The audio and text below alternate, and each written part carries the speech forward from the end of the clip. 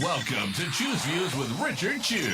Get ready to dive into a world of insightful conversations and thought-provoking discussions. As progressives, our job is to have an all-inclusive, full-on assault with all of our players. A show that focuses on moving our political, social, economic, gender, and cultural conversation forward. And all of our players means all of our players. It's Choose Views. And now, here's your host, Richard Chew. Good Thursday morning, political fighters. Welcome to the July 2nd, 2026 edition of Choose Views. 773-763-9278 is our number. Find my show on Facebook Live, TuneIn Radio, and YouTube. Some people were saying to me, I want to watch it. That's how you do it. And then I should turn off my phone. Email me at richard at WCPT820.com. And like always, we'll do our best to get you a reply. And then shout out to a couple people, Jennifer, who sent me a really good clip that we might be playing tomorrow. So when you guys have things that you've seen, and many of you do this, when you've got something that you've seen or you heard that's a clip or a great article, be very, very proactive in sending that to me. Don't hesitate. Don't over filter like, oh, he's not going to be interested in this or like this. Send it, because we'll figure it out. I mean, the guys and the gals here are very, very good at pulling clips together, tightening them up. If there's things we got to, maybe edit out or amplify. So don't hesitate. You see something, and the cool thing about that, when I talk about like and share at our Heartland Signal, the cool thing about that is you send us something, we put it on the air or we put it on our homepage or on my show page. Guess what? Somebody picks that up and it blows up, and now we've got 100,000 people looking at a clip that you thought you were just going to be selfish, Henry. They're going to keep it to themselves. They weren't going to share with anybody. But seriously, guys, if you get something that you think is important on any level, send it to me at Richard at WCPT820.com, and I promise you we'll do our best to bring it into the mix. And, of course, follow me on all the socials under Choose Views, and catch all of our shows by subscribing to our WCPT podcast on Apple Podcasts, Spotify, and Amazon, as well as iHeartRadio. There you can get Choose Views, featured interviews, Joan Esposito, live, local, and progressive, the great Patty Vasquez, driving it home. It's the Democracy Stupid with Edwin Eisendrath, Out Chicago, and our other great shows and interviews. Scott Duff and Ellen were really, they really showed up and showed out this weekend with pride. So that was really cool that, like always, they do such a wonderful job. And in the evenings, make sure you check out the Politics Bar with Jody and Sean, and the Matt McNeil Show and the Gailey Show. So over at Heartland Signal right now, what do we have going on over there? Let's see. This has become kind of the talk of the town, the way that Representative Mark Pocan really kind of, put the foot to director, if you want to call him that. I have another word for him that would take part of the words, the letters in the word director, and come up with another name for Russell Vought. You guys can figure that out if you just go through and spell the word out. You'll see what I'm saying. Oh, boy. But make your way over there, because Representative Mark Pocan from Wisconsin really gives Russell Vought the business. And also U.S. Representative Cesar down in Texas gets after Donald Trump over his now stalled attempt to eliminate birthright citizenship. No president, no would-be king gets to pick and choose who is and who is not an American, especially if we go back to what I said yesterday. Let's start asking the question, where are you from? Where are you from? If someone says, go back home or go back where you came from, well, where are you from? How long you been here? How long has your family been here? It's just, they're going to play that game. Let's play it back. Because a lot of times that comes from people who think that they've been here since the day that, the sun shone light on North America. Come to find out that, one of their parents was immigrated to the United States and the other we're not sure of. And that's not listen, I'm not calling out immigration or calling out people immigrating to this country from anywhere on the planet. I'm just saying, stop the garbage.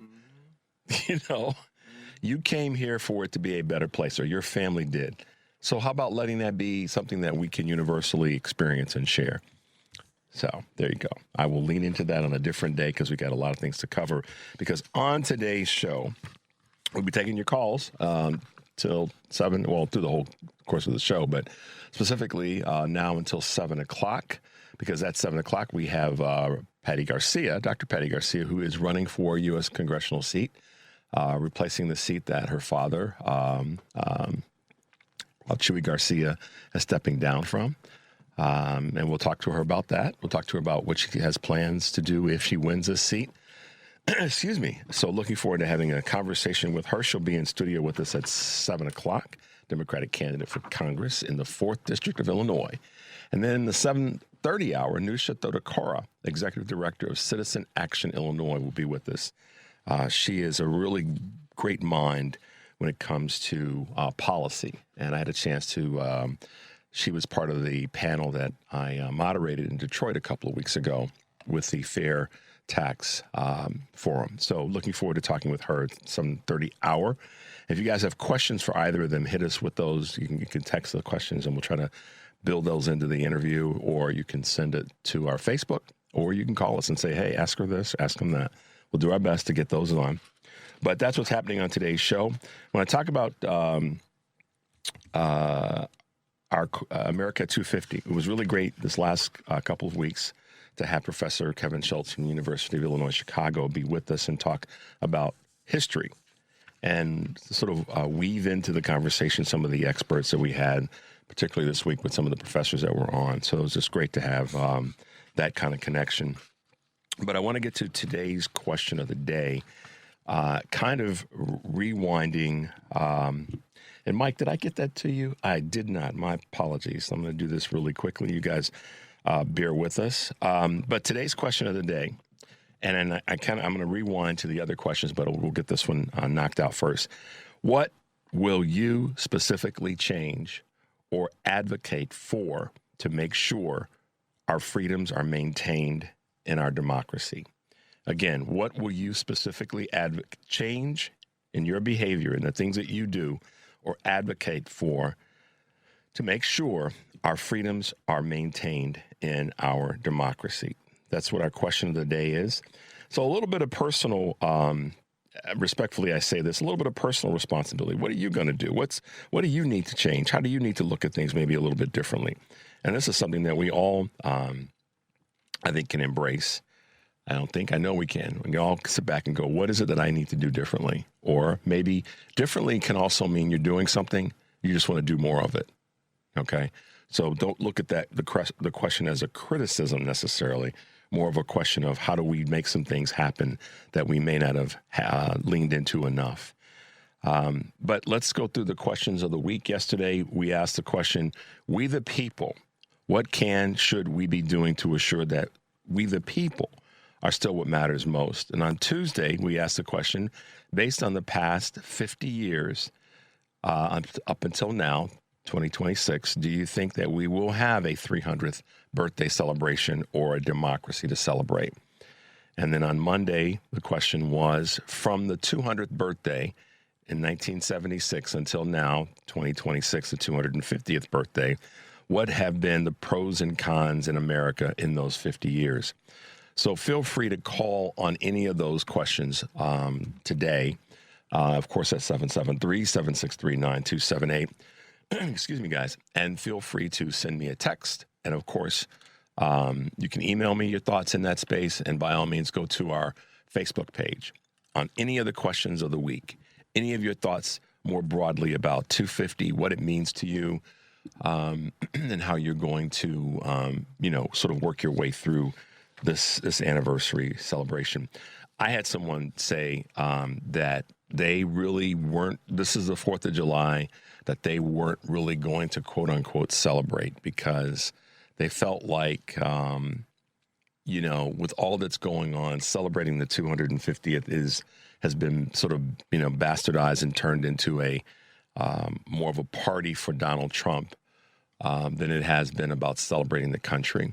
And so this person said, I'm just going to enjoy my weekend and recognize that the 250th is happening. But she said, I'm not going to make a big deal out of celebrating it because I don't want to give shine any more light on what Donald Trump is tarnishing. So that's a personal, assessment and what someone wants to do, and I respect that. But take a look at all of our questions from this week. If you guys need me to repeat them, I can do that. But today's question is, what will you specifically change or advocate for to make sure our freedoms are maintained in our democracy? Let us know what your thoughts are by giving us a call here at 773-763-9278. In the 6:30 hour, I'm going to talk a little bit about some GOP observations I'm making in relationship to Trump and some new data that's come out that I want you guys to be aware of or more aware of if you already know about it. Right now, we'll take a quick break. The number is 773-763-9278. You are listening to Choose Views on WCPT, AM 820 in Chicago, and 1520 AM and 103.5 FM from Warren County, North Carolina, and our good friends at AM 950, the progressive voice of Minnesota. I'm Richard Chu. We'll be right back.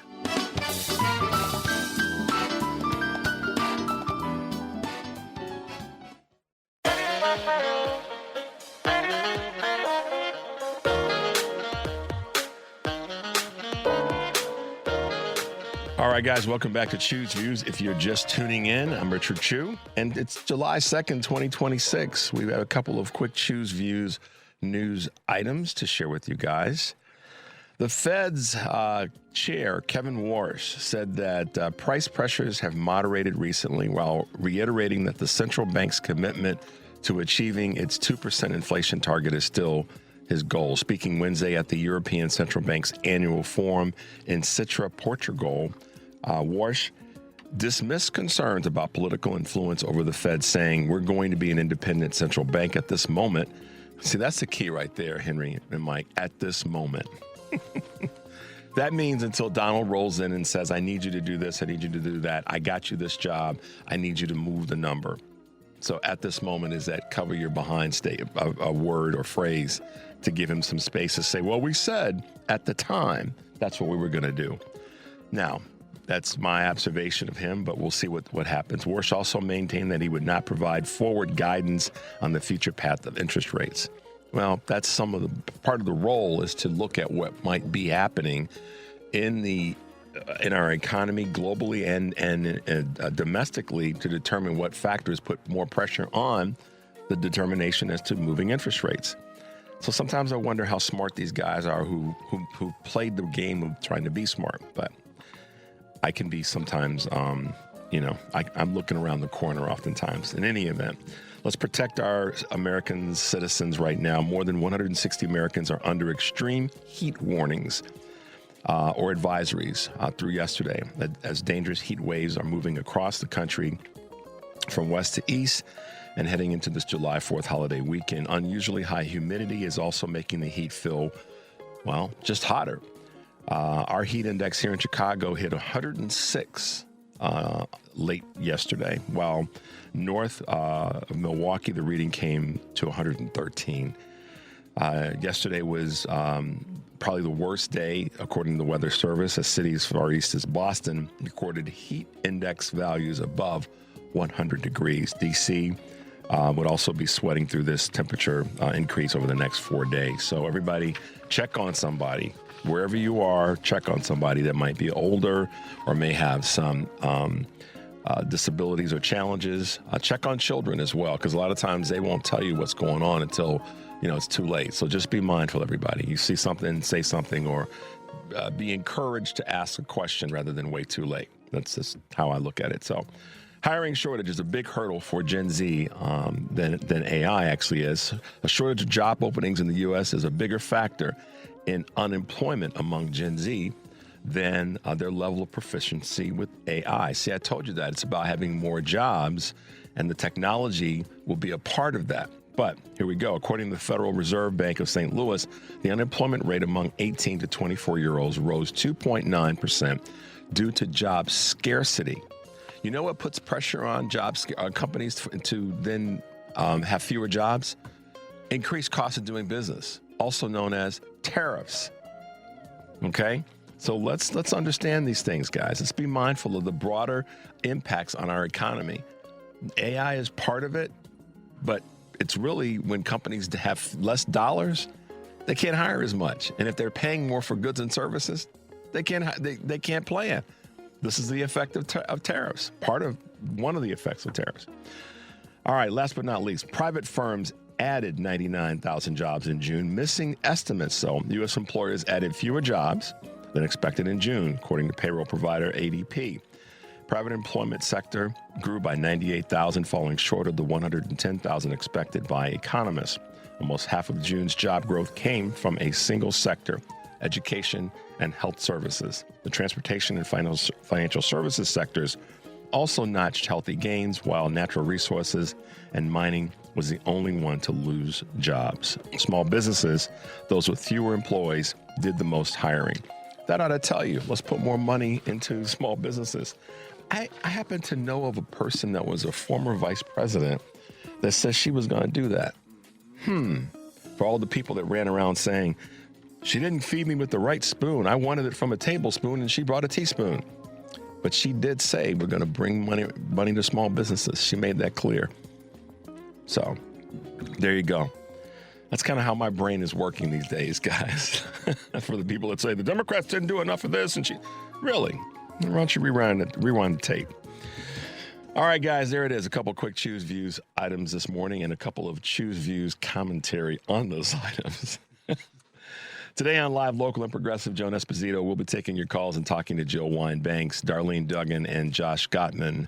Live, Local, and Progressive here on WCPT 2 to 5, heartlandsignal.com, and tune in. Tonight on Driving It Home, Patty will be joined by Jackie Belil, pastor of Eden United Church of Christ. That's Driving It Home with Patty Vasquez, weekdays 5 to 7 here on WCPT, the Heartland Signal website. Tune in, YouTube, and Facebook. And tomorrow on Choose Views, I'll be talking with our good friends Karen Byrne and Kurt Mullett. We're going to be rolling together, the three of us in the crazy car together. That's going to be fun. And Mayor Brandon Johnson will be with us, as well as an interview that I did with Daniel Squadron, who is the president and co-founder of Future Now, and author of The Fourth Branch, How the State Government Can Save Our Union. Make sure you are plugging into our interviews that we have and also our coverage of the upcoming midterms. And you can, of course, get the podcast by going to Apple Podcasts, Spotify, Amazon, YouTube, TuneIn, and iHeart. One other thing I wanted to let you guys know. Earlier in the week, I had an opportunity to do an interview with Nicholas Enrich, who's written the book Into the Wood Chipper. Well, he's going to be here in Chicago next Monday from 4 to 6 p.m., which is July 6th. Nicholas will be at the Seminary Co-op Bookstore in Chicago. That is at 5751 South Woodlawn Avenue in the Hyde Park area, not too far from the Obama Library. If you look to your left, and if you're standing looking south and you look to the left and look up, you'll see the library. So, but anyhow, Nicholas is going to be there from 4 to 6.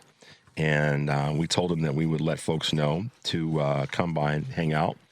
Again, it's a Seminary Co-op Bookstore, 5751 South Woodlawn Avenue here in Chicago. So there you go. Make your way over there if you're in town, or if you're going to, if you have some time to check out what he's doing. And I'll give you guys a reminder of that a little bit later, again in the show.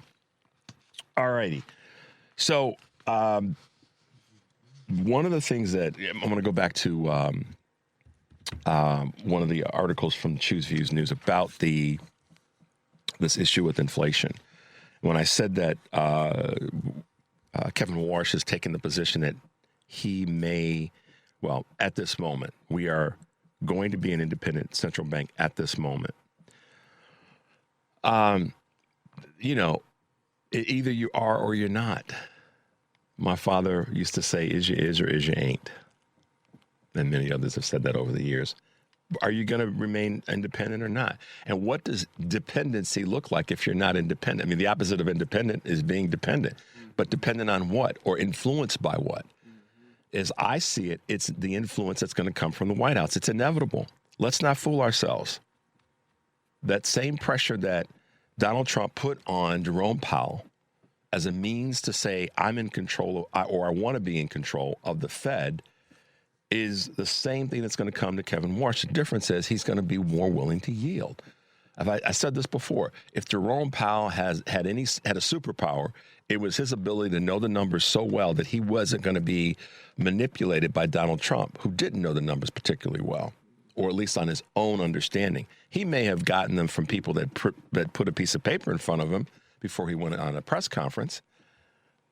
But Jerome Powell's superpower in this space was that he knows the numbers well enough to not let Donald Trump try to push him around, and he stood his ground.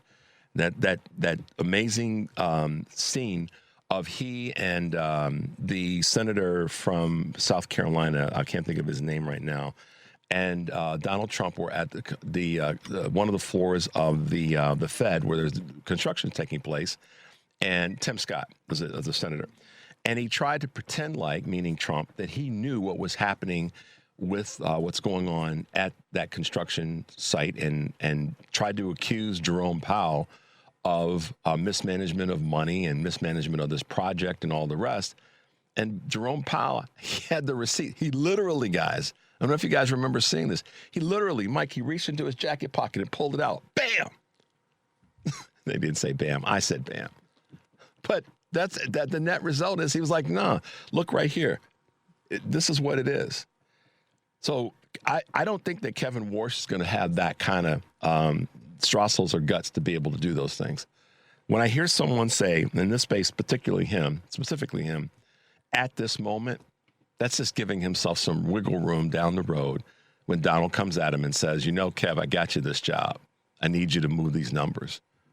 And then he'll have a press conference and said, at this time, and then someone will say, well, you said before, he said, well, at that time. That's how he'll weasel himself out of it. Watch me. Well, not watch me, but watch him. But follow my words on this. In any event, a little bit of commentary on that. I just thought I'd share that with you guys, and I think that's what's probably going to happen. And Donald Trump, who can't figure out how to fix the economy and make the economy work for all, this is going to be his tool to kind of try to bail himself out, which is to manipulate the interest rates. It's a broader conversation. We're going to take a quick break. When we come back, I want to talk a little bit more about some of the Trump numbers. The number is 773-763-9278. You're listening to Choose Views on WCPT AM 820 in Chicago and 1520 AM, as well as 103.5 FM from Warren County, North Carolina. That would be our friends at WARR, as well as our friends at AM 950, the progressive voice of Minnesota. I'm Richard Chu. We'll be right back.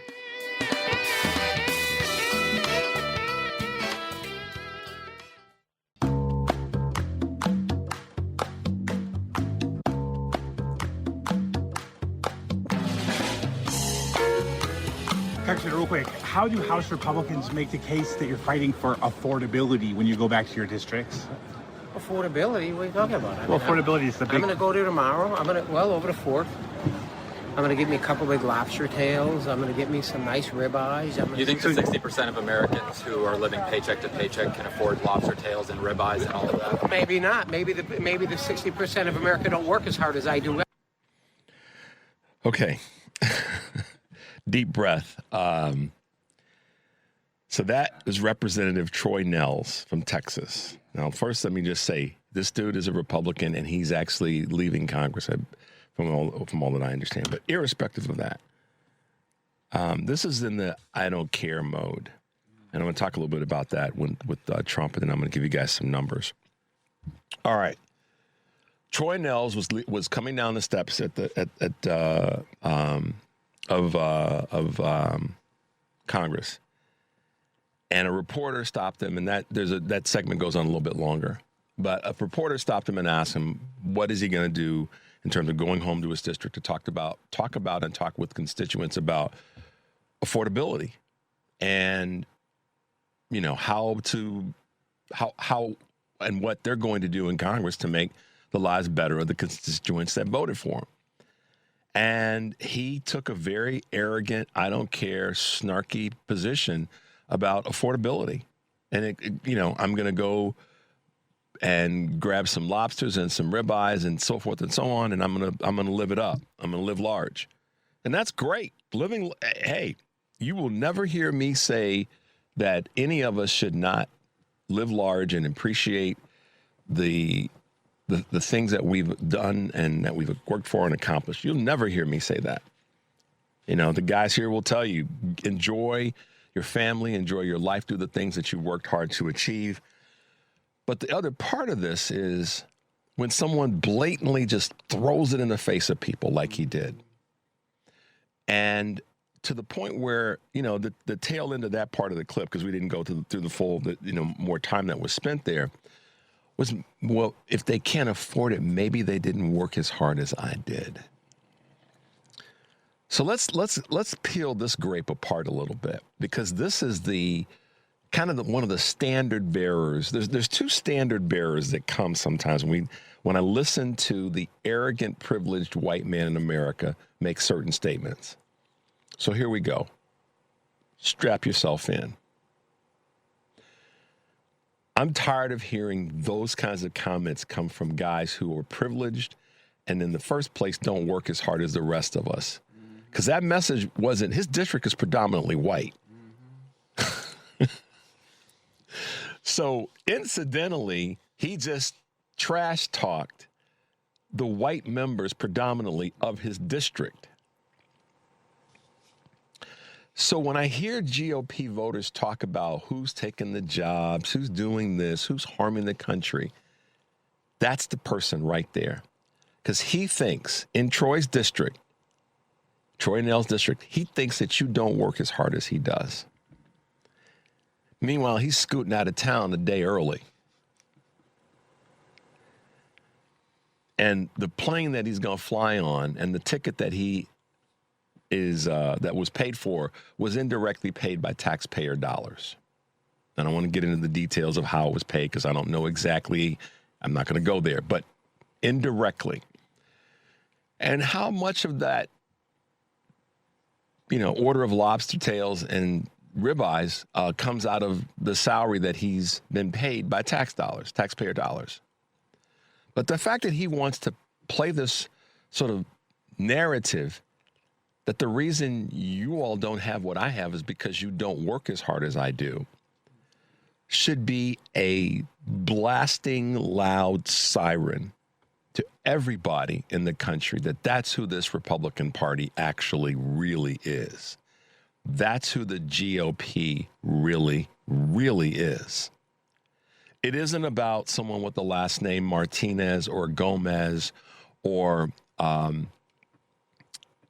a Muslim centric name or a name from the continent of Africa taking away a damn thing from you. It has absolutely nothing to do with that. And he just spilled the tea right on the Capitol steps. It has nothing to do with that, y'all. They were supposed to go to Washington to fix these things, to fix the economy, to make sure that affordability was at the top of the list and make it so that everyday Americans, especially those in this predominantly white district, would be able to get ahead. But he just spilled the tea. So this is where I say, when I talk about people that want to say that Kamala Harris, Joe Biden / Kamala Harris, however you want to put it, didn't use the right spoon in feeding me what I needed to hear, is total BS. Because your boy just said exactly what he thinks. Maybe it's because they don't work as hard as I do. Last time I checked, some of those folks that have migrated to our country with the last name Martinez and Gomez and other Muslim names and other African-centric names and Somalian names and Haitian names, they worked their behinds off. By evidenced by 2 or 3 jobs. And oh, by the way, there's some Caucasian brothers and sisters in this country that live in Appalachia and other parts of the country that work their behinds off too. So Troy Nehls is a perfect example of why this has always been about, and you'll hear me talk about this again because it's not going away until we make it go away. This has always been about white privilege. White male, specifically Christian, straight white male privilege, unless they get caught, in a bathroom with some minor and then suddenly, they lost their mind and they were stressed out and they didn't know what they were doing. But I'll read something else to you that it just hit my brain. Trump doesn't care that you are in pain. Neither does the GOP. And if you guys saw the numbers that came out yesterday, this should really hit you like a ton of bricks. He's more concerned about grabbing as much as he can. And I have a theory. This theory might be way off base, but I'll share it with you. He's way more concerned about grabbing as much as he can so that when he leaves office, he and his family have enough money to stave off as much legal hell that's going to come their way as possible. And basically run out the clock on being held accountable. I do think that there's some smoke there. I had this thought that the reason that he and his children and in-laws are trying to buy and build lifestyles on islands and other countries and to build properties in other countries that may or may not have extradition or soft extradition is that they plan on moving there. So this is what I want everybody to pay attention to. If you start to see that Donald and the family, the in-laws and all the rest start to get rid of some of their physical property here in the United States. If you start to see that, certain properties that they have are up for sale. I don't think he'll ever sell Mar-a-Lago, but other properties are up for sale. If you start to see that, pay attention. I'm telling you, do not be surprised if, particularly if the Democrats take back the House and the Senate. And you start to see that they are getting rid of certain physical properties in the United States, and that includes Kushner and the property that said he owns separate from Ivanka. Watch that bouncing ball, because I have this theory. Some may call it crazy, and you guys can text me, Richard, you need to get your head examined. But I think that their goal may be to move there or live there after this horror show of his presidency is over. So watch, because the crypto deals are designed to shield him from regulation.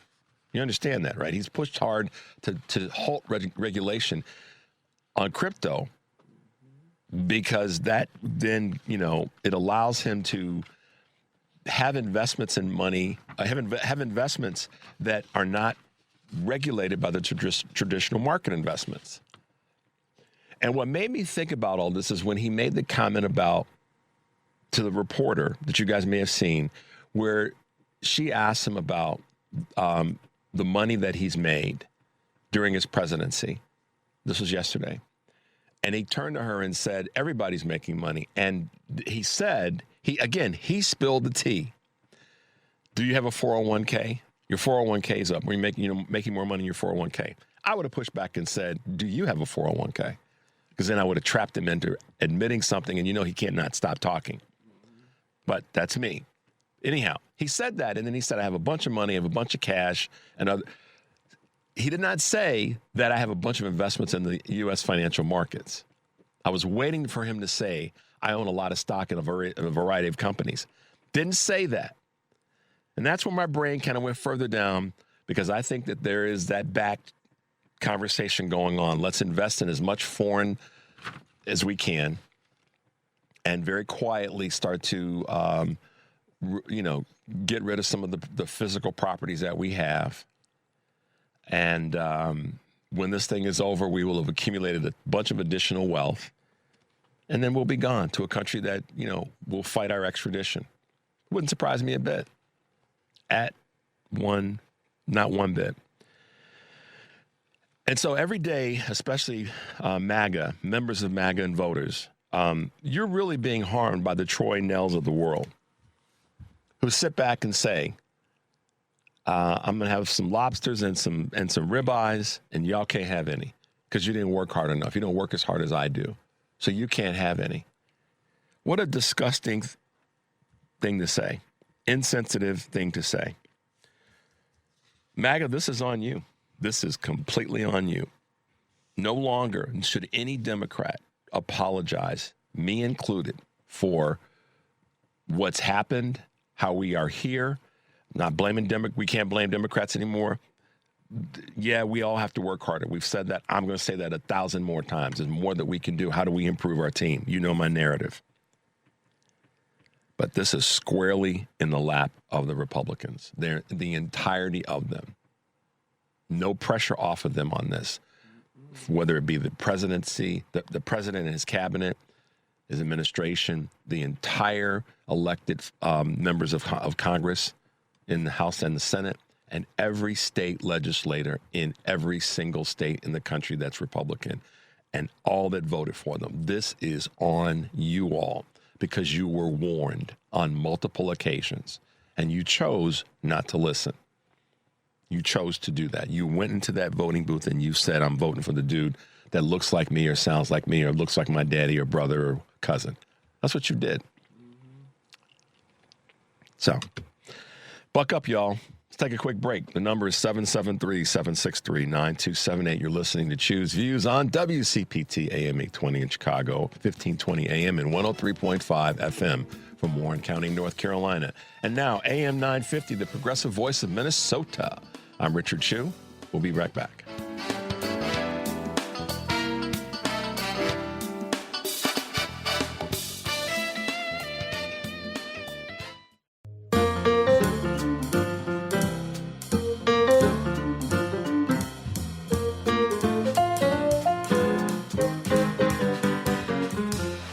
All right, guys, welcome back to Choose Views. If you are just tuning in, I'm Richard Chu. Thanks for being with us this morning. Like and share. Go to our pages, mine, Patty's, Jones, Edwin's, and let us know, oftentimes what we can do better or different or more that you like and less of certain things. We got big shoulders. We can handle it. But speaking of someone that's got pads in their jackets and probably very small shoulders, when you've seen him outside of in a golf shirt, you can tell that he's built like a pear. That would be Donald Trump. It's not my opinion. Just look at the pictures.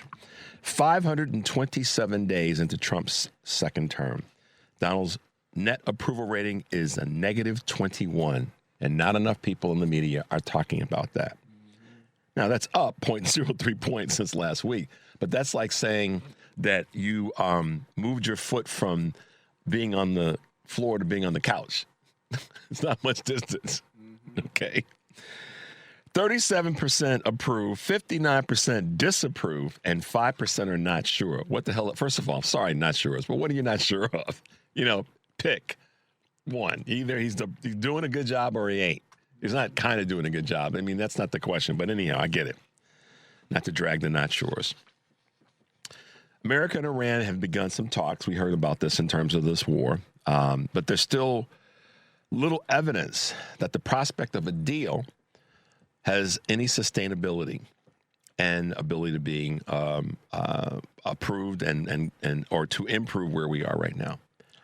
So The Economist had done some tracking in a poll that I was able to grab and get sent in my feed, conducted by YouGov.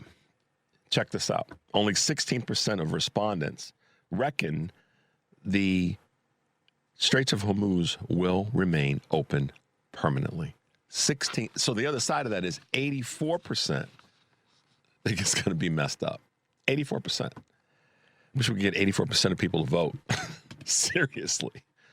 And 54% said it was wrong decision to go to war in the first place. That means 46% approved of it. So kind of like, what were you thinking?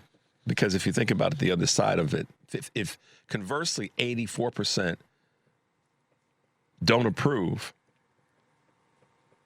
then, that 46%, I don't question it, but I'm like, what are those people thinking? Be that as it may, the approval numbers are way, way, way in the toilet, and we should just flush it and flush Donald with it. Sorry about that, guys. Trump's net approval rating for handling of inflation and prices is negative 43%, the lowest it has been this term. The negative 43%. This is the guy that said, I know everything about everything. I'm going to fix everything on day one. Affordability, groceries. Nobody's talking about groceries. On and on. A bunch of lies. And this has to be our narrative as Democrats. Our conversation has to be, we told you this was going to happen. There's a little bit of, listen, maybe this is old school. Maybe it's not. Maybe some of the younger voters and participants and folks might look at this differently. I respect that if you do. But, you know, when you're told, I go back to the hot stove thing. You know, mama said, don't touch that stove. It's hot. And you touched it. You learned the hard way, unfortunately. I don't want anybody touching stoves and burning their hands. Don't get me wrong. But in this case, and I really am committed to this, we as progressive liberal Democrats have to keep this part of the narrative high. It's not that the Democrats didn't do enough. It's that the Republicans lied to the country across the board. And we have to use these kinds of data points to prove it. He said on day one, look, y'all, this report says this was 527 days. He said 526 days of an opportunity to get it right. If day one he didn't get it right. He didn't get it right. It's not that he didn't get it right, though. He said he never knew what to do in the first damn place. 43% in the negative when it comes to inflation and handling prices. So Troy Nehls, that means that the people who work their behind off are the same people that would expect that number would be higher because they'd be in the approval side. But it's not congruent. See, they lied to you all. And we told you we told you that they were lying, and they furthered the lie, and they've made it worse by adding more fuel to the fire with this Iran war. So I'm just hoping that people will be willing to pay attention and then fight back. And it's not just on the Democrats. We're going to grab a quick call. Let's see who we got to talk to this morning. Oh, no way. What's up, bro? What's up, Richard? What's up, brother from another mother? What's going on, man? Well, look, you know, I was listening. Okay, hold on a second. Hold on a second. You and I just rolled into the room, and people are like, "Who is that?" Well, guys? This is Sean Pierce from the Politics Bar. Good morning, Sean. What's going on, man? Good morning, Richard. Oh, you know, it's funny because I woke up, I'm out walking my dog, and I basically I'm listening to you, and I'm like, wait a minute, were you in a bar last night? Because I could swear Jody and me were talking about this exact thing. That, look, the whole thing with Troy Nehls, to me, it's pretty simple. We just need to start calling them right now, at least, the let them eat steak Republicans. I love it when somebody that's got real comedy talent says something like that. Go on, my man. Well, I'm just saying, look, if you've seen the prices of steak, everybody's trying to get ready for the weekend. Everybody's like, oh, you know. Look, steak is at the highest price it's, I think, ever been, at least anyway in the modern era, relatively speaking. And I'm going, so if he's like, hey, I'm going to have me some steak and some lobster, and be like, okay, fine. Let them eat steak Republicans, because that's their attitude. They don't care, especially Trump yesterday when, Mary Bruce from ABC was asking him about his income. Yeah, the disclosure that he just had to release. Right. He's like, well, I made money. I made a lot of money. And they do not care about anybody else. I've said this for a long time. We've said this at the Politics Bar since we opened the doors, even before. The modern Republican motto is 5 words, 5 simple words. I've got mine, F you. Yep. As long as they got theirs, they don't care about the rest of us. Nope. So they got steak.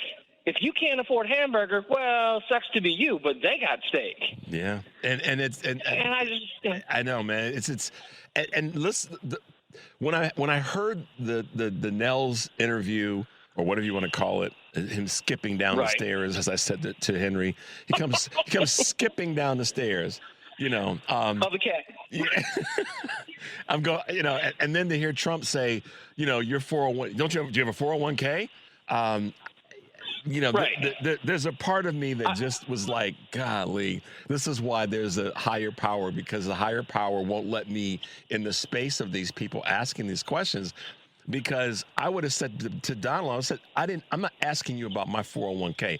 I'm asking about the $2 billion that you've made since you've been back in office. That's what I want to know about. Uh-huh. But I can't remember whether it was Bob Sesko or Jody last night at the bar who was mentioning that every president, from George Washington to Joe Biden, has earned, I think, in their time in office, I believe it is $40 million. Combined. And Trump earned 2.2. Yeah, combined, all of them combined, $40 million. And Trump earns 2.2 billion in 527 days. It's crazy. It's just, well, let me back up. No, that was right. You're right. That was in the year of 2025 because it was based on that 912-page disclosure form. Barack Obama's disclosure form in his second term was 8 pages. Trump's that was for the entire 4 years of his second term. Trump's that 8 pages was just his last year. That was just his last year in office. But still, he never got more than, I think, 10 pages at all. Obama never got more than that. Trump came in, I think his first one was something like 200 and some odd pages. Right, it was. His first year. Yeah. So, I mean, we understand this, but then you go a step further. You go into the thing of look at how many millionaires, billionaires there are members of Congress. So there's that. Yep. Then you look at the Democrats and you look at the way that the media is covering a lot of these primaries. The media doesn't understand how to cover Democrats united. They get Democrats in disarray because they've been, braying that for years. But it's Republicans who are in disarray and Democrats who are united. There is one small exception. Jonathan Chait had a piece in The Atlantic, which, we'll put in the news on tap for the Politics Bar tonight. So if folks want to come by the bar, they can, check that out. But there's a certain subset. It's not – Democratic Socialists are fine, but there is a group that hides within Democratic Socialists. They are what used to be called the dirtbag left.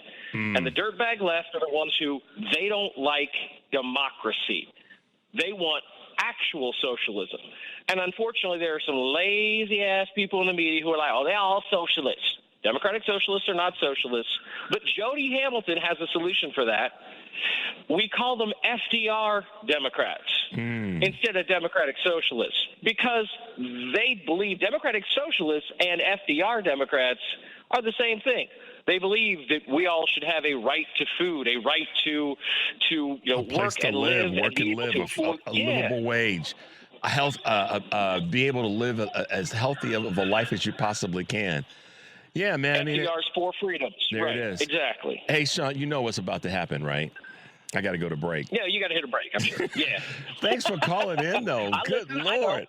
I got to get back on the bar with you guys. So you set it up and let me know when to show up, and I'll be there. But thanks, Sean, for calling in. Absolutely. I'm glad you had a good walk this morning. Have yourself a great 4th of July holiday. Everybody in Chicago and everywhere else, stay cool. It's going to be ugly, especially in the eastern half of the U.S., so keep yourselves cool this weekend. You do the same, brother. Talk to you soon.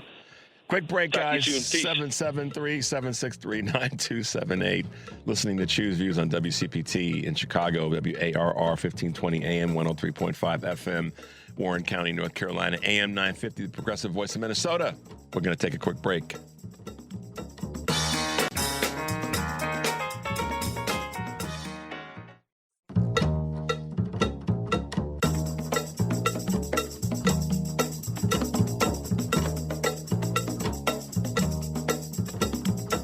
Welcome back to Choose Views with Richard Chew. All right, guys, welcome back to the show. If you're just tuning in, this is Choose Views, and I am Richard Chew. Today on Live, Local, and Progressive, as we said before, Joe will be taking your calls, Joe Weinbanks, Darlene Duggan, and Josh Gottbaum. So make sure you're tuning in weekdays 2 to 5 Central here on WCPT, HeartlandSignal.com, and tune in. And tonight, Patty Vasquez will be joined by Jackie Belil, pastor of Aiden United Church of Christ and certified empowerment coach. That's Patty Vasquez, weekdays 5 to 7. Also here on WCPT, Heartland Signal website, tune in and YouTube. And you don't want to miss the show tomorrow. Karen, Kurt, and I are going to be riding down the road in our hoopty. So make sure to check us out in the 7 o'clock hour. And then Mayor Brandon Johnson will be with us at 7:30. So there you go. That's what's happening. So you guys missed a little fun that we were having in here. Yeah, Mike and I and Mike Henry and I were yucking it up about the craziness out of Texas and not being connected to the people that elected you. And so with regard to what Troy Nell said on the Capitol steps, am I going to be at 2 or on 3? 2? Okay. I'll take my glasses off because I can see you from afar. Good morning. With us this morning, as I said, in studio is not going to be, but is Democratic candidate for the 4th District of Illinois for Congress, Dr. When she walked in, I said, "What's up, Doc?" Dr. Patty Garcia. Good morning and welcome to the show. Morning. Thank you for having me. Absolutely. So diving right in to ask you the most pressing question, how's the campaign going? What's happening? What are you hearing? What are you learning? What are people saying to you, good, bad, and in the middle? Look, I feel great. Our campaign feels great. Hearing a lot of positive response from people. At this point, we have received over 140 endorsements, and I think that's the testament of our campaign, our organization. We have over 40 labor unions. We have over 100 elected officials and organizations, from members of Congress, like Congressman Chuy Garcia, like Congresswoman Delia Ramirez, like we've got Congressman Jonathan Jackson, we've got Congressman Ro Khanna, to the next U.S. Senator, Juliana Stratton. For me, we're feeling really good of where we're at there and the support that we're getting. And we're not taking anything for granted. Although, yes, this is a D+17 district, so a strong blue district. Right. Not taking anything for granted. We're going out there door knocking, talking to people. And, they want someone that can fight for them, someone that has the experience and someone that can deliver at the end of the day, right? That it goes beyond just talking points and phrases, but making sure that they can come back and bring resources to the district. Yeah, so I got to throw some shade at the congressman from Texas, Troy Nehls. I'm sure you by now have seen the clip of him, skipping down the Capitol steps yesterday when the reporter asked him, about affordability and, heading back to the district. And you just said the opposite of bringing the things back to the district, the resources and all the things that they sent you there to go get our bucket of. It's a basic job. It's a basic job. And he says, steaks and lobsters, and they didn't work as hard as I do. I'm not paraphrasing, but we talked about it earlier. First thing I want to ask in that space is, how did that strike you, one? And then two, is that the symptom? Is that what the Republican Party is representing in your eyes? So first, how did this strike you? And then how do you see that as it relates to Republicans? 3 words. Okay. Out of touch. Completely out of touch. As someone who grew up in the southwest side of Chicago, to an immigrant family in a working class community, we've had to fight for every single thing. And I'm not on my own. There's thousands of people across the district and millions across the country who are struggling to put food on the table, to have a roof over their heads. They're having to ration, medicine. Again, these are not talking points. This is a reality of what people are having to deal with. So for someone to say that's a representative that's supposed to serve the public, I think is completely intolerable. Yeah. And I think it reminds us that it's time for change. It's time for some of these folks who are out of touch and not connected to their communities to be out of there. This is why we're struggling to pass some of these bills that will change people's lives and, stuck fighting about, do you want a gas stove? Do you want an electric stove? Do you want to, keep this this bird as a protected species or not?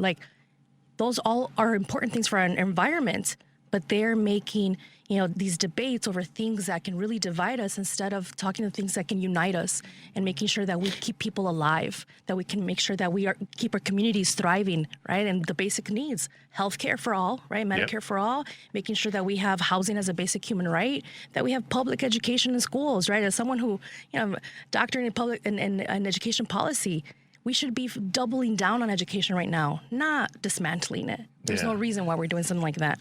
Well, tell me this, or tell our audience this, and then we'll take a little bit of a break and come back. But when it comes to education, as an example, and you've been you did work hard, harder than many, and you did achieve a degree that many people are admiring and would be proud to have. But it took hard work. It took some sacrifices and some choices and all the things that we make in terms of accomplishing things that we want to accomplish. But education it has been for such a long time one of the equalizers in our society. And our next guest, in fact, Anusha Thodakaro is really she's great. She's great. Yeah. What do you? How are we going to approach? And I know this is this is a whole herd of elephants, but this is one that we got to fix. I've said this, Dr. Garcia, for a long time. If we can spend all this money on our Department of Defense, we could sure spend that kind of money on making sure that we're defended when it comes to education and health. What's going to be your approach? You said some specifics in terms of not just the talking points, but what do you see as someone that's been very well educated? We have to do to fix our educational systems that are struggling? Look, it's no coincidence that this administration has attacked public education, because we know, and historically we've seen, whether it's been the indigenous community, the Black community, right, and the Latino community, education has been a vehicle to transform our communities. They know that it's a vehicle of resistance, of empowerment, and that is why they're trying to, cut our culture, cut our history. So we forget about how much we struggled to get to where we're at, and the conditions and the policies that have rendered our current situation, right? They want us to be miseducated, right? And so for me, as someone who absolutely loves education and knows that, it's made a difference in my life, right? It made a difference, made sure that I didn't go down the wrong path. And when I had good teachers who brought me back, right? For me, I think it is important that we invest in after-school programs, violence prevention programs, dual language programs, right? Cultural history. We need to pay teachers what they deserve. Yep. I don't have enough fingers to tell you how many teachers I'm grateful for, because I know that they touched my life, and that I know that that's the case for so many of us, that we can think of that one teacher, 2 teachers, more than 10 teachers that have changed our lives. So yes, it's time that we pay them what they deserve, that we make sure that we're protecting students, right? We have right now with immigration, there's so many students that are living in fear. There's teachers that are DACA recipients living in fear, year to year, wondering, am I not going to have a job? Am I going to be able to protect these kids? Right? And when we have this administration that's spending billions of dollars, not only on war, but literally terrorizing our communities, Black and brown communities, how can you tell me that we don't have money for schools? Yeah. When you're spending all this money on wars and weapons? Without a doubt. I mean, I've been such a ardent non-supporter of increasing our military budget in any capacity whatsoever. They got enough money. Yeah. The reason Eric Grant, who hosts the family meeting, and I've talked about this before, the reason that our military budget is so out of whack with relationship to other budgets that we have and that should be higher is because we're always causing so much hell across the globe. And that's an oversimplification. Under the guise of democracy, but we can't even have democracy here. But exactly. Let's take a break. When we come back, I want to talk a little about going forward, some things that you want to get done. The competition of the race. We can't get away from that. That's a reality. It's politics. It's politics. Yeah, that's right. All right, guys, 773-763-9278 is the number. You're listening to Choose Views on WCPT, AM 820 in Chicago, WARR 1520 AM, and 103.5 FM from Warren County, North Carolina, along with our good friends at AM 950, the progressive voice of Minnesota. I'm Richard Chu, hanging out with Dr. Patty Garcia, who is also the Democratic nominee for our 4th Illinois Congressional District. She's running for that seat, y'all. We'll be right back.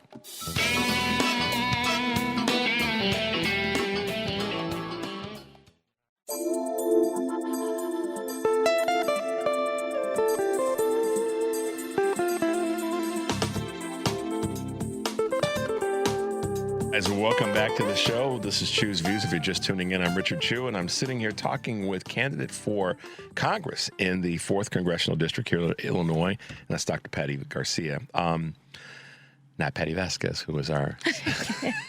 Who's also great. It's also great. I said, how many times am I going to mess this up today? Say Patty Garcia, Patty Garcia. No, don't say Patty Vasquez. So you are running in a seat that has got some competition that's taking place, and folks were frustrated with the transition. That's a reality. You said it before we went to the break. It's politics. Walk us through that. I mean, I don't ask gotcha questions. That's not my style. But walk us through how this has kind of evolved, and then let's talk about the go forward. Yeah. Well, look, you make plans, and then life happens, right? And so the congressman fully intended to run for re-election. That was always the plan. And unfortunately, due to circumstances at home, his health, his wife's health, and then the reality of having to, being a grandfather, but having to become a father and adopting his grandson, I think it really sunk in. Literally that week, that final week of October is when the process to adopt finalized. And so I think, all that came into fruition, and, he had to be there for his family and prioritize his family. So I know, as someone who's dedicated his life to public service, I know it wasn't an easy question for himself to to ask and to reach. And so, as I've said, it's a tough reality of life.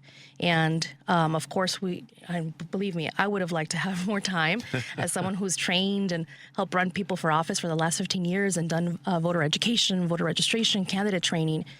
I wish I would have had more than 24 hours, right, to make up my mind, talk to my family, and gather volunteers to go out and collect signatures.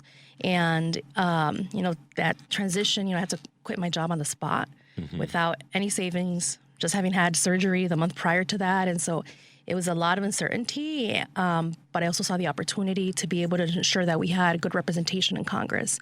And I had the support of so many elected officials, so many organizations, people from our progressive organization that came and said, it's got to be you. Yeah. Like, it. You can hit the ground running on day one. You've done the work here in the district. You've been a chief of staff. You know how to navigate the politics of D.C. and the politics of Chicago. Because there's two different worlds. Two different, but let me just say this, Dr. Garcia. I was driving the other day, and what hit me was, and maybe because I traveled to New York, I traveled to D.C., I traveled to Los Angeles, really the four most influential cities politically in the country. In my opinion, and live here in Chicago. And it dawned on me that every time we look up, Chicago is in the mix when it comes to our national politics. It's just, it is.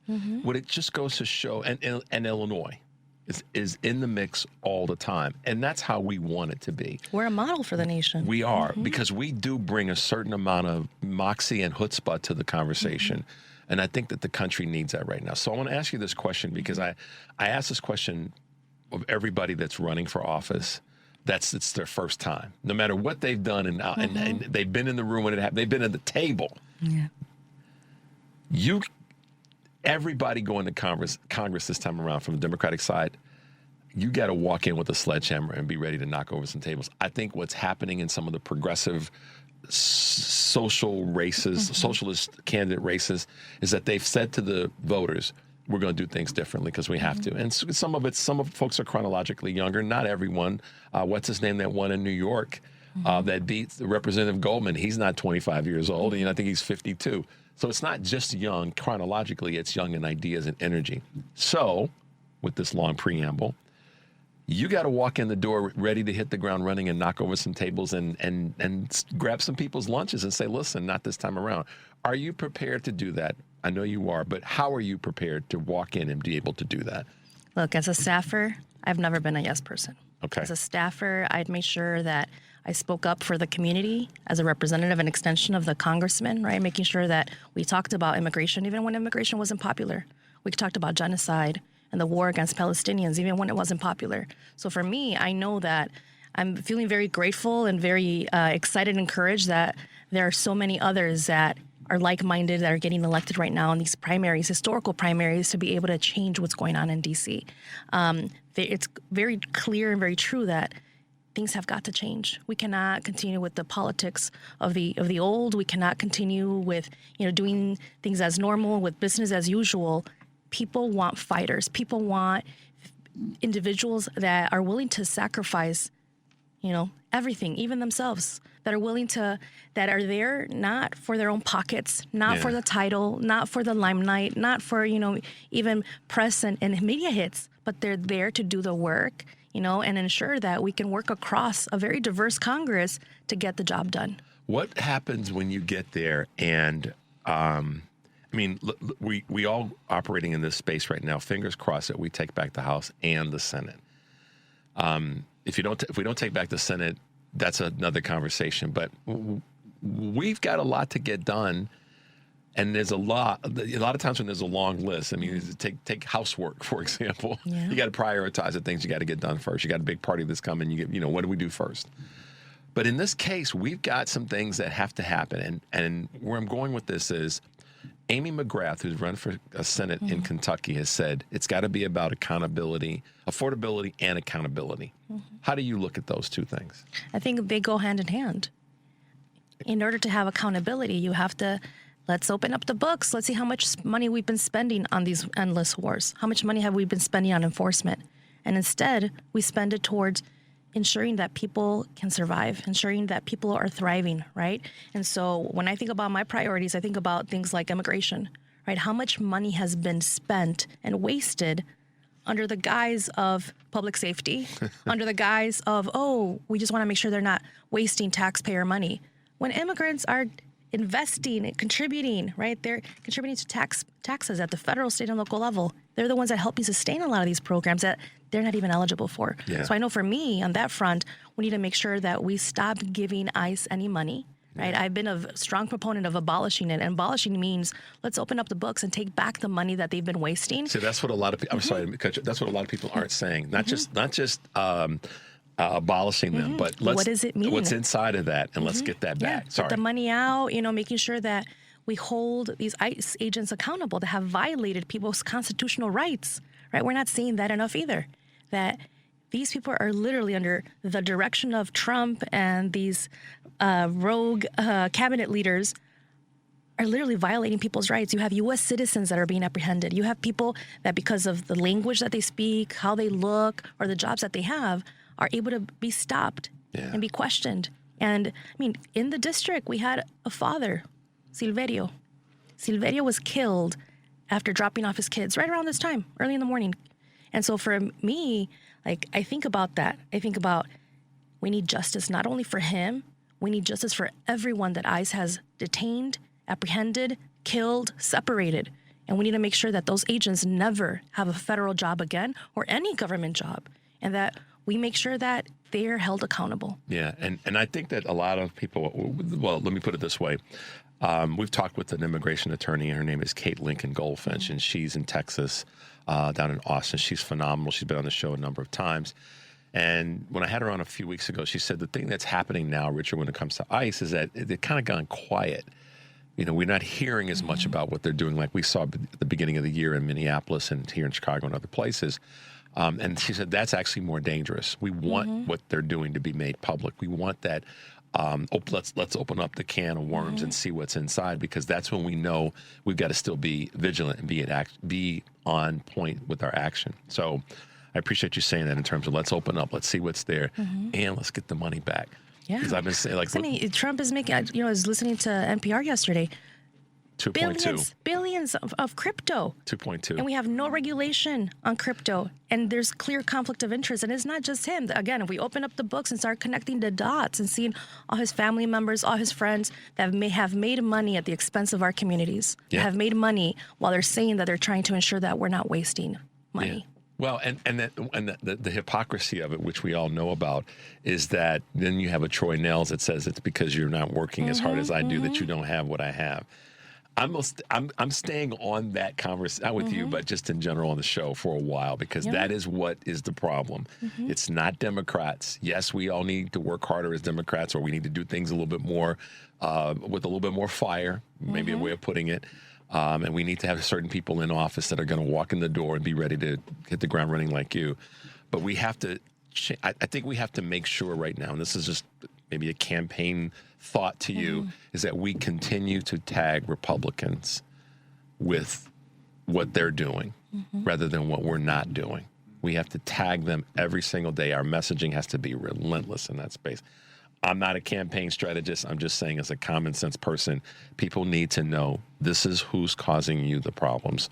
I'm hoping you will take that forward with yourself and all the other folks that are running and that are going to be in Congress. Are you excited about what could be happening in this fall and the opportunity, real quickly? Well, I'm excited, and I'm ready to continue rolling up my sleeves and working for the people of Illinois, not just the 4th Congressional District and our progressive community, because it's time that we ensure that progressives are respected, right, as well. Yeah, absolutely. Dr. Patty Garcia, who's running for the Illinois 4th Congressional District. We're excited to have you in studio this morning. We'll try to do this again when the time presents itself, but I'm really glad you're able to land the plane here. Thank you for giving us the time. Absolutely. Let's take a quick break, guys. The number is 773-763-9278. You are listening to Choose Views on WCPT, AM 820 in Chicago, AM 950, 1520 AM, I should say, as well as the good folks at WARR 103.5 FM. We're all over the place. That's all I can say. Stay tuned. We'll be right back.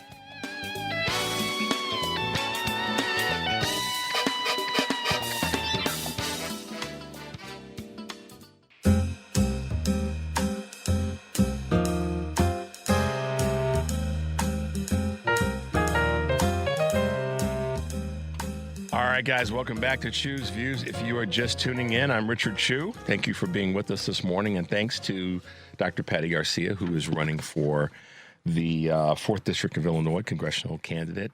And as many people may not realize, she's not Chuy Garcia's daughter, just FYI. So just so you guys kind of put that back in your pipe and smoke it. Another great voice in Chicago is the executive director of Citizen Action Illinois. Anusha Thirukara is with us, and she and I had a chance to hang out a couple weeks ago in Detroit. Good morning, and welcome back to Chew's Views. How are you this morning, Anusha? Good morning, Richard. I'm doing well. How are you? I'm good. I am grateful that you are able to hang out with us for a few minutes this morning. We just had Dr. Patty Garcia on, who is one of your champions, and you're one of hers as well. So it's kind of nice that you guys know each other and have worked together on different projects to make Illinois a whole hell of a lot better. But we're doing pretty good right now. Talk a little bit about this, Anusha. Chicago as a city, Cook County as a county, and state of Illinois get a lot of criticism. And I guess when you have big shoulders and you're working hard to get things done, that's part of the territory. But talk to us a little bit about, what's happening in the state that you've been observing that's going well, and some things that you think that we need to be leaning into to improve upon. It's a great question, a great place to start. So legislative session just wrapped up in Springfield at the end of May. And each year, each session, there are thousands and thousands of bills that legislators consider, many of which don't make it very far, and many of which pass. And in Illinois, where we have a Democratic supermajority, we work very hard at Citizen Action Illinois, along with our coalition partners who lead on various different issues, to get legislation moving and ultimately across the finish line that helps everyday Illinoisans. Things like lowering drug costs, regulating auto insurance costs, regulating rental fees and banning junk fees, protecting our environment, protecting reproductive and LGBTQ plus rights. And so we're really proud that, recently, just last week, we released our 2026 legislative scorecard, which is a measure, it's a tool that tracks about 25 different bills that passed the legislative session this year. And you can check how your legislators voted, either in support or against various progressive measures like in the different categories I listed. So with tracking that, what's the, I'll say, use the word benefit, but what is the upside for someone that just is a regular everyday citizen in the state of Illinois, that they can look at that and can draw what conclusions, get what data that would help them be better as a voter or more informed? But help us understand what the value there is. Yeah, so as a regular everyday person, you got a lot of things on your plate. You're probably not going to know the status and ins and outs of thousands of different bills in Springfield, even the ones that directly impact your day-to-day life. And I think the average constituent, if you live in a Democratic district, you might think that your representative is going to be 100% on all the issues that you care about. But what a lot of people miss is that in Springfield, there are private interests and lobbyists that are spending millions of dollars to influence legislators and kill bills that would regulate their industry. So sometimes legislators do take votes that are out of step with their constituents, and you'll see that on our scorecard. Not all of the bills that would help everyday Illinoisans passed unanimously, and they didn't even all pass along party lines with unanimous Democratic support. And I'll talk about one bill that we've been working on for years to establish a prescription drug affordability board. There are 78 Democrats in the House. This bill, which would lower drug costs and allow for people to save on their insurance premiums and out-of-pocket costs, it only passed the House with 62 votes. Wow. So I encourage everyone to check where their legislator is, not just on this bill, but on every single bill on our tracker, which again has 25 bills across different issue areas. And it's a way to separate, a legislator that is maybe with you and with your values most of the time versus reliably all of the time when something comes up for a vote. And I'll still say this is not a perfect tool because something has to come up for a vote for it to be able to be tracked on our scorecard. And as someone who's in and out of Springfield all the time, there's a lot of behind the scene work that goes into either moving a bill forward or killing a bill before it comes up to a vote. But this is, although an imperfect tool, it is a very important tool for people to be able to use to learn about where their legislators stand. And it can be effective. Obviously, it doesn't have to be perfect. If I think a tool being effective is kind of the goal. I think that I use the example of shovels. There's different types of shovels that you can use to dig a hole. They all dig. One is going to be more effective because it's designed to dig a hole a certain way, but they all can be used in a way that gets the job done. And that sounds like what the assessments are designed to do, and to help people have a tool to be used in the best manner possible. So that's great to hear. Let's talk a little bit about what, in terms of your background. I think it's important to understand that we were talking about this with Dr. Garcia as it relates to education. And, I hope folks never get tired of me saying this, but I think one of our most important tools in America as it relates to strengthening our country and strengthening our defense is not spending more money on defense, but spending more money on education and the welfare of Americans, so that we then are a stronger society. We're a better educated society. And then our defense, which is to improve our economy, our social welfare, et cetera, is kind of will be a naturally occurring thing. We're not spending enough on education, and that which we spend is not spent in the right direction. Are we doing okay in Illinois? If you give us a grade, rather than saying good or bad, if we give us a grade, how can we improve? And you smiled as I said that, so go for it. I mean, it's hard to give our education system a grade when on one end, the fact that we have a public education system, that is a radical idea, right? The fact that every child has the right to receive a great public education, whether or not that right is a reality in our state is something different. In Chicago, this upcoming school year, we are facing a $732 million budget deficit. And it's not just Chicago. Across the state, especially in rural parts of the state, we have school districts facing similar budget shortfalls and having to cut and cut and cut from their programming. And exactly like you mentioned, we should be increasing our education funding. We should be pursuing higher academic outcomes. But the position that we're in Illinois with our flat tax, which does not allow for higher percentage taxes on high income earners, a billionaire paying the same tax rate as you and I, that is what I believe is a failure and deserves an F. Because if we were to have a millionaire's tax or some other form of progressive revenue, that would allow for us to fully fund our schools, to fully fund healthcare so we can restore Medicaid cuts that have come down from the federal level, to restore SNAP cuts that have come down and are already in effect. So I will say, the fact that we don't have a progressive income tax is a huge failure. Maybe I could upgrade the legislature to a D, because we did pass a digital ads tax this year that will generate $700 million of revenue, but there's a lot more that we need to do. So when we look at the state legislature, maybe I should phrase this a little bit differently. When we look at the lobbyists that are in the ears of state legislatures, and we're dominant Democratic states, so we're going to say that we know that both sides are being impacted. However, where do we land when it comes to how many lobbyists are getting in the way of changing our tax, or going from a flat to a progressive tax? Because the money, or the opportunity, or the access to the money from a revenue standpoint, it's there. It's not that it doesn't exist. So how are lobbyists getting in the way of that?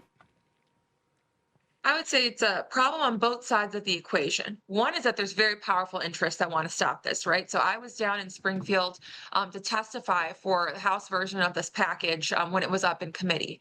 And in the committee room, you can see a clear dividing line. On one side of the room, you have grassroots advocates, diverse coalitions, people of all different backgrounds. And then on the other half of the room, you have men in suits representing all of the different digital companies and chambers of commerce, all the different business groups that are against not just a digital ads tax, but things like a billionaire wealth tax, closing offshore tax loopholes, decoupling from federal tax breaks that were given away in last year's HR 1. And you can't blame the individual, you have to blame the system, right? All of these folks, they're getting paid by their industry to do this, and their industries are raking in massive historic profits because of lack of regulation from these legislators, but also, of course, at the federal level. The other piece of it is that if legislators are not hearing from their constituents, and they are hearing from these lobbyists, I believe that legislators want to do the right thing. At least our Democratic legislators, most of them, they have very aligned values.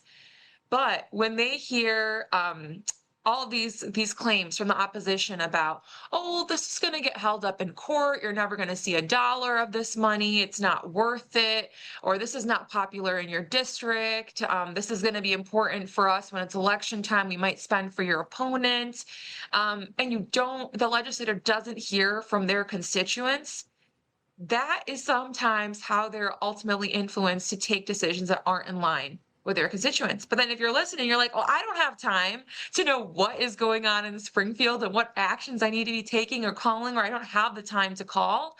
But that's what I would say is an uneven balance in the equation, which is why at Citizen Action, we try to keep folks in the loop by sharing updates and legislative alerts about how you can take action on different bills that are or aren't moving. And that's where the tool, if not needing to be perfect, but to exist as something that's effective is what really matters. With the reporting that you do. Anusha, let's take a quick break. When we come back, I want to talk about a couple things, and that's small businesses and their impact right now, how they're being impacted right now. And then we'll probably talk a little bit about some of the national primary elections, because I want to get your take on that. 773-763-9278. You're listening to Choose Views on WCPT AM 820 in Chicago and WARR 1520 AM and 103.5 FM from Warren County, North Carolina, and as well as AM 950, the progressive voice of Minnesota. I'm Richard Chu, and we'll be right back.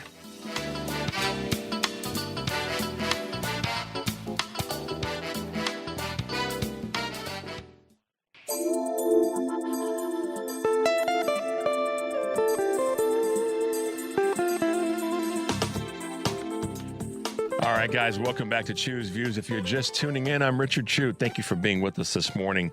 We are talking with the Executive Director of Citizen Action Illinois. Anusha Thudakara is one of those voices that I've said for a long time, gets it. And their goal, their organization's goal, is to help other people get it or have tools to use to be able to be more informed and to take action.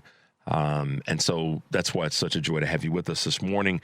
Let's talk a little bit about small businesses. I talk about lobbyists and how lobbyists are sitting there at the table with their hands wide open to grab as much as they can or to take away as much as they can from everyday folks in the state of Illinois and throughout the country. The small businesses are also ones that are being impacted by some of this lack of legislation getting pushed through, and which does get through is putting more pressure on small businesses. What are some of the things that you're hearing in that space when you're down in Springfield? Yeah, small businesses right now are definitely struggling. On the federal level, they are really being crushed by healthcare costs. Just as everyone is, ACA marketplace premiums have risen across the country by about 20%. And for small businesses, that is one of the largest expenses that they have. And having to face a choice between, do we offer health insurance coverage and, of course, provide our employees with health care, but then also remain competitive with, larger companies, which definitely can afford, more expensive healthcare or not. And those are the challenges. The small costs really add up for small businesses. And it's no wonder that we've seen a lot of them close in across our country because of the rising cost of healthcare, utilities, rental prices in many parts of the country. And in Springfield, there's one bill that we've been working on rental fees for equipment for small businesses. So it's a little loophole where in state law, there is a rate cap on interest rates for loans to small businesses, which has been able to protect small businesses from predatory loans. But equipment is not included in that. So for Right. example, if you are leasing an oven or a refrigerator, the APR can be like 4 or 5 times the APR cap that we have on traditional loans. And so small businesses have been organizing to try to push forward their legislation, which would allow for rent, like equipment, to also be covered. And that bill has been, it's been stuck in committee. It's been one of the many bills that, like I mentioned before, gets stuck long before it can get a vote on the floor. So two things come to mind, and I got excited. I didn't want to interrupt you, but this is where people have to understand. The small business may not have the capital that they need to get the loan, because many of the loans are based on how much money you got in the bank. And that's collateral that they can use to then say, yeah, we're going to grant this loan. Then the legal part from a legislative standpoint kicks in and says, and you can only charge so much, because we get into the whole conversation around usury. Whereas a business that's a smaller business that may not have the capital, they rent much of the equipment that they have, much of the things that they use in their business, because they don't have to use as much capital to sign a leasing agreement. But they get hammered on the charges to actually enter into that leasing agreement. And so this is, I hope I struck that the right way in terms of what you see from the side that you guys approach it. The other thing I want to say to this, and then get your comments on it. It's stuck in committee. Okay, whose door do we need to be as a state knocking on to help our small businesses get this kind of legislation passed, so that they can receive some ease? I would say that no matter who your legislator is, it doesn't matter whether they're a member of this committee or not. Your legislator has a voice, right? They can call up the committee chairs, the committee members, and ask about why there hasn't been progress on this issue. And I just pulled up the bill number. It's HB 744. Okay. And it actually just simply requires disclosure of the APR. Okay. Doesn't even require for the cap to apply, just disclosure. Because as a small business owner, you deserve the right to know what you are signing up for, instead of being taken advantage of in your state, where you may be desperate for capital, desperate for this oven, when your oven just broke down and you can't afford a brand new one out of pocket, right, or a refrigerator, because all your goods are going to spoil if you don't get a refrigerator immediately. You deserve to know at least what you're going to be paying. Yeah. And yeah, we've been part of this coalition, along with the Woodstock Institute, the Small Business Advocacy Council, hearing their stories about why this is so important for small business owners to know what they're paying for up front, because a lot of them, they may not even know what they're signing up for. You may see the initial rate or the monthly rate, and you may not realize, it may not even be properly disclosed to you what it's going to cost you a year down the line. And this is where sometimes the fees are oftentimes fees that take off after the first 6 months of the leasing agreement. They can double or triple in terms of what's the add-on charge, and the list goes on, unfortunately. So thank you for helping us kind of clarify that a little bit. I said before we went to the break, I wanted to talk to you about some of the things that are going on kind of on a national level with folks that are running for office. I'm sitting back and looking at the folks that are running in different primaries right now, and I know that you do as well, and I know that your team pays attention to what is happening in Illinois, obviously, but what's happening also in other parts of the country. How do you feel? Do you feel that the folks that are running right now, new to office, not current office holders, but do you feel like they get it? What's the definition of it? And that is that daily, everyday folks are going through some pretty hellacious times. Do you get a sense that they get it, or are they just using talking points again to get to the front of the line? I think there's one factor that I use to tell if a candidate gets it in your definition or doesn't. Are they knocking on doors? And specifically, have they knocked on your door? Wow. Because the candidates that I know that are hardworking, that have their ear to the ground, that actually care to talk to you face to face, not only give you their pitch, but actually ask you, how can I make your life better? Those are the candidates that get it. And I know candidates across the state in very, very difficult to knock districts who still do that work to go door to door, not just for a photo op or for a video op, but that is like the bread and butter of their campaign. The candidate knocking on doors and listening to community members so that they can learn how to make their lives better when they represent them. Yeah, knocking on doors. Wow. So that gets back to the conversation that those candidates are the ones that are really making direct contact, or at least attempting to make direct contact with the people that they're going to go to Springfield or go to Lansing or go to whatever the state capital is, and certainly on to D.C., that they get it because they're talking to the people that are the ones that are going to make the difference in the vote. But they're also the ones that got to look in the faces of when it comes to delivering on what they ran on in their campaign. That's kind of your I guess you could say your litmus test. That's a pretty good one. That's a good one. Anusha, how can folks find you, find the organization, take advantage of the tools that you guys have put together, get involved in some capacity? Because I know that right now, speaking of knocking on doors, one of the things that organizations like yours need are volunteers that can be a part of what you're doing. So let folks know how they can do that. Yeah, so if you want to just Google Citizen Action Illinois or Citizen Action Illinois scorecard, you can easily find our website, which is citizenaction-il.org. And after you spend a few seconds on our website, there will be a pop-up asking you if you want to share your email and sign up for updates. And I promise we don't spam you. And we are very careful about what emails we choose to send about upcoming events in your area or critical updates about legislation or campaign updates for different things that we're working on or candidates we're supporting. But we have a huge email list from thousands of folks all across the state. And that's the way where you can learn about how to take action. And if you have any questions, our emails are on our website as well. Feel free to reach out. Are there any, I'll ask you this one final question. Are there any upcoming events that are taking place that people can very quickly get signed up for that you think, yeah, this is that one that's going on in the next week or so? Okay, I'm going to name two if that's okay. Yeah.